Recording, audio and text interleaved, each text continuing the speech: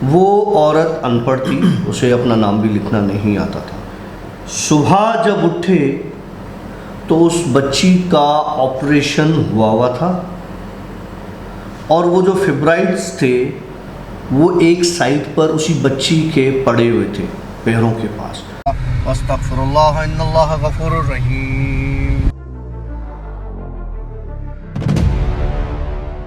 ये जो चीज़ होती है ये इनके खाने की चीज़ होती है।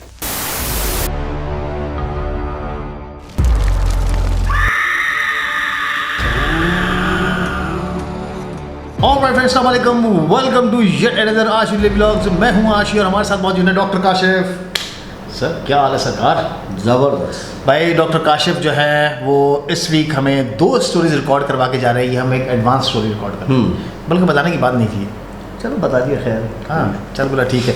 क्या सुना रहे डॉक्टर? स्टोरीज तो बहुत होती है मेरे पास यार, सुनाने के लिए कुछ ना कुछ सुना लेते हैं आपको। लेकिन आपकी स्टोरी जो आप बता रहे होते हो वो आपकी अपनी स्टोरीज होती मेरी अपनी स्टोरीज होती हैं, ठीक है, जो हमारे वेडनेसडे नाइट जिन स्टोरीज के रंगों को दुबाला कर देती है। बिल्कुल क्या ऐसे ही।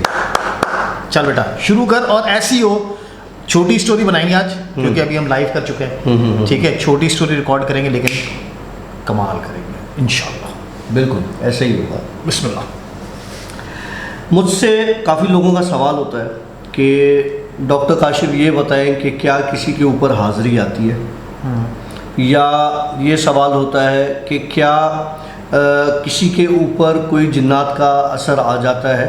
देखिए मैंने पहले भी ये बात कही थी कि एक पानी का गिलास है जो फुल भरा हुआ है, अब उसमें मज़ीद आप पानी डालोगे तो वो बहना शुरू हो जाएगा ना। तो इंसान का वजूद फुल भरा हुआ है, उसके अंदर किसी और चीज़ के जाने की जगह नहीं है, ठीक है। लेकिन थोड़ी गहरी बात है।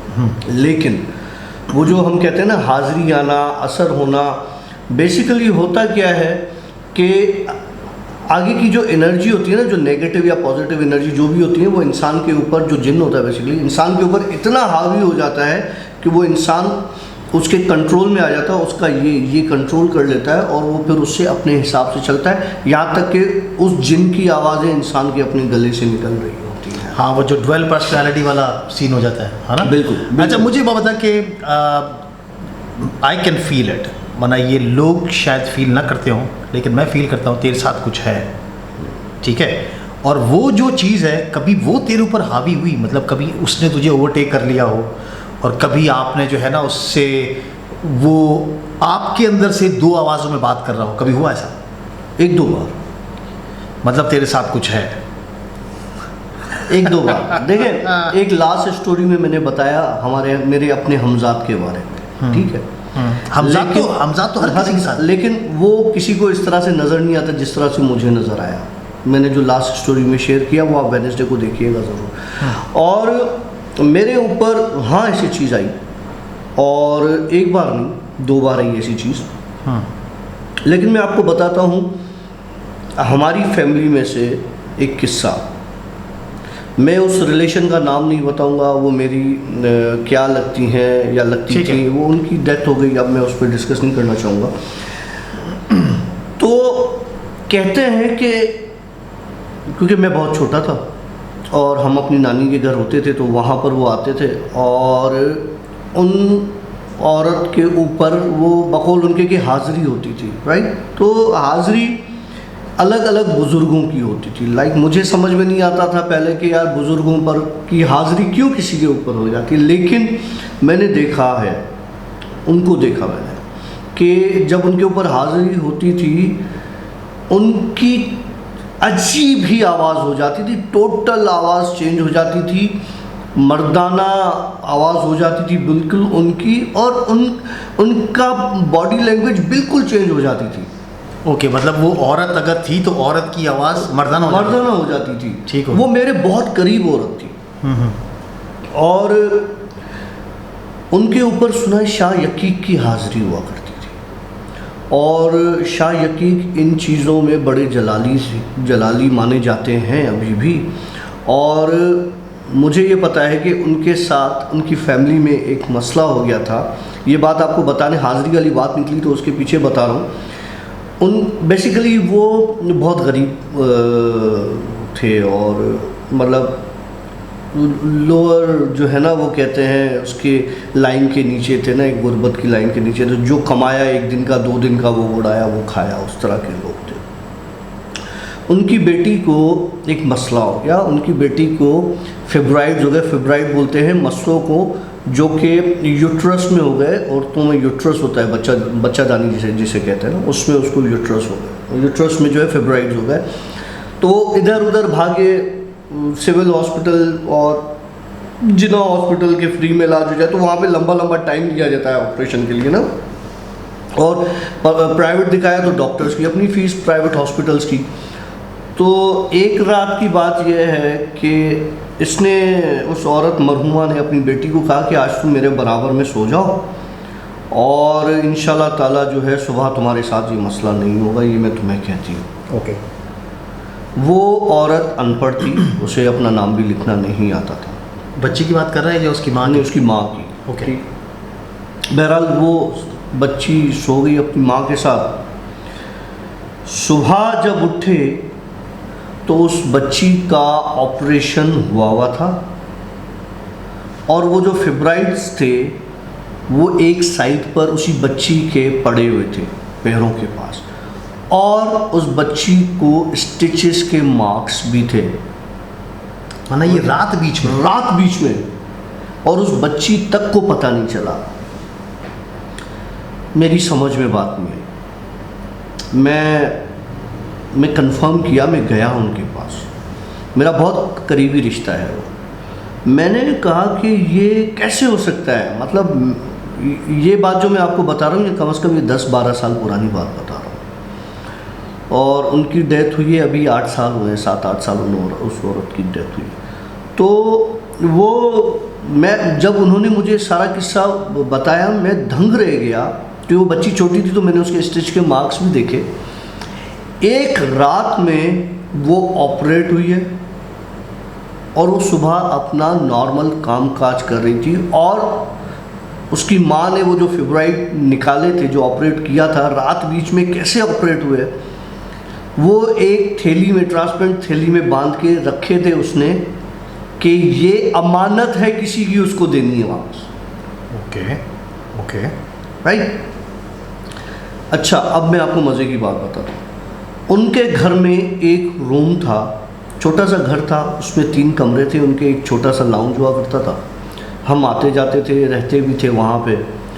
तो एक कमरा होता था पर्टिकुलर जिसमें जान-नमाज बिछी हुई होती थी, हर वक्त अगरबत्तियाँ जल रही होती थी, उस कमरे में किसी और को जाने की इजाज़त नहीं होती थी, सिवाय एक बंदे के, और वो बंदा था मैं, जिसे वो खुद कहती थी, जब मैं उसके घर में जाता था तो कहती थी काशिफ बेटा वज़ू कर लो और जाके उस कमरे में नमाज़ पढ़ के आ जाओ। और उसी जा नमाज पे मैं नमाज़ पढ़ता था, जिस कमरे में कोई नहीं जाता था। जब मेरी नानी के घर वो आती थी और उनके ऊपर जब ये कोई हाज़री का कोई हिसाब, कोई फंक्शन हो गया या गैदरिंग हो गई, जब वो आती थी और उन पर कोई इस तरह का असर आता था, तो हम दोस्त कज़न्स आपस में बैठे होते थे, तो वो स्पेशली वो बुज़ुर्ग मुझे बुलाता था कि इसको बुलाओ। फिर वो मुझे अपने घुटने पे लिटा के मुझे प्यार करता था, मेरे सर पे हाथ फेरता था, मेरा सर दबाता था और दूसरों को कहता था कि इससे दुआ लो। ये मैं अपनी बड़ाई नहीं कर रहा, ये मैं आपको वो बात बता रहा हूँ जो बात हुई है। मतलब ये बात तो बता रहा है 10 से 12 साल पुरानी? नहीं, ये जो सर दबाने वाली ये बात बहुत पुरानी, ये मैं हूँगा 9th में 10th में, उस वक्त की बात बता रहा हूँ। इनकी डेथ को 8 साल हो गए और जो ऑपरेशन हुई उसको 10-12 साल, इतना हो गया अर्सा। ठीक हो गया। तो ये मखलूक, ये चीज़, अब मुझे नहीं पता कि वो शायद की हाज़री होती थी या कोई और चीज़ थी, या वो थी तो औरत बहुत परहेज़गार और बहुत सब्र वाली औरत, या उसके साथ कुदरती कोई मौजज़े होते थे। लेकिन ये सारी चीज़ें, ये वो चीज़ें जो मैंने अपनी आँखों से विटनेस की।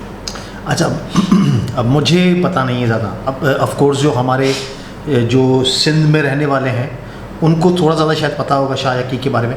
लेकिन जो इंडिया से हैं या बाहर मुल्कों से हैं, ज़रा क्लियर कर शाह यकीक कौन है? शाह यकीक एक हमारे बुज़ुर्ग हैं, एक वली हैं जो कि इंतकाल कर गए और जिनकी दरगाह है ठट्टे के पास थोड़ा सा करीब, और वहाँ पर ज़्यादा तौर पर वो मरीज़ जाते हैं जिनके ऊपर जिन्नात का असर हो या जिन्नात का साया हो या जिनको जिन्नात तंग कर रहे हो, या प्लस में वो जो बहुत ज़्यादा बीमार हो, और उनके लिए ये भी मशहूर है कि शाह यकीक ख़ुद जो है ना बंदे का इलाज भी कर देते हैं वहाँ।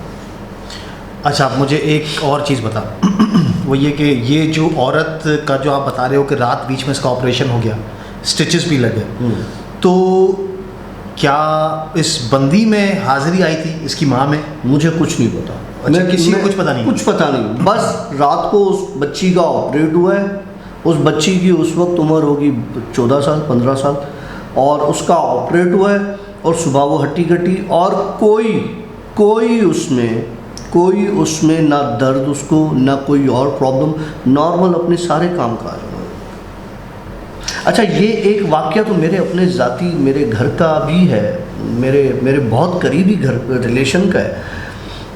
मेरी बहन को जो है ना गॉल ब्लैडर में स्टोन्स हुए, और बहुत मेरी बहन जो है वो पेन में थी, और साथ में उनकी प्रेगनेंसी भी थी, तो ऑपरेट नहीं हो पा रहा था। तो एक अल्लाह वाले हैं, उनके पास गए दुआ के लिए, तो उन्होंने क्या किया कि मेरी बहन के दुपट्टे में एक साउंड्स मतलब क्रेजी, उसने एक दुपट्टे में गिठान बांधी। और अच्छा, इससे पहले हम सीटी स्कैन्स करवा चुके थे, उसमें स्टोन्स आई, अल्ट्रासाउंड 10 बार किया, मेडिसिन चली, तो प्रेगनेंसी की वजह से ज़्यादा मेडिसिन दे भी नहीं सकते थे। उसने एक दुपट्टे के कोने में गिठान बांधी, उस पर कुछ पड़ा, और गिठान खोली तो उसमें स्टोन्स पड़े थे, और कहा कि अब स्टोन्स नहीं है, अब आप जाएं और चेक करवाएं जो भी है ना। अच्छा, वो उसने कोई दवा नहीं दी, कुछ उसने सिर्फ दुआ पढ़ी, और वो दुआ के बाद उन्होंने, अच्छा वो बंदा किसी से मिलता नहीं, और उस बंदे को पैसे की कोई कमी नहीं, उसके घर पे आप जाएं ना तो लंबी गाड़ियों की लाइन लगी हुई होती है, और बड़े बड़े लोग उसके पास दुआ के लिए जाते हैं, वो इतने बड़े बुजुर्ग हैं। तो हुआ ये कि उसके बाद मैं नहीं गया था, मेरे वालिद गए थे उनको लेके, और मेरे बहनों ही गए थे उनको लेके।